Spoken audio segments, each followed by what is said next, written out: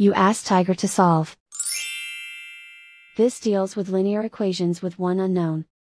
The final result is y equals -3. Let's solve it step by step.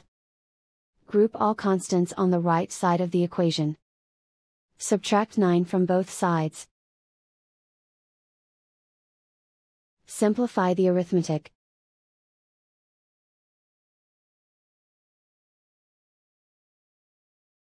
Isolate the y.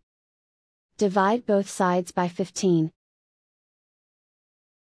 Simplify the fraction. Find the greatest common factor of the numerator and denominator. Factor out and cancel the greatest common factor.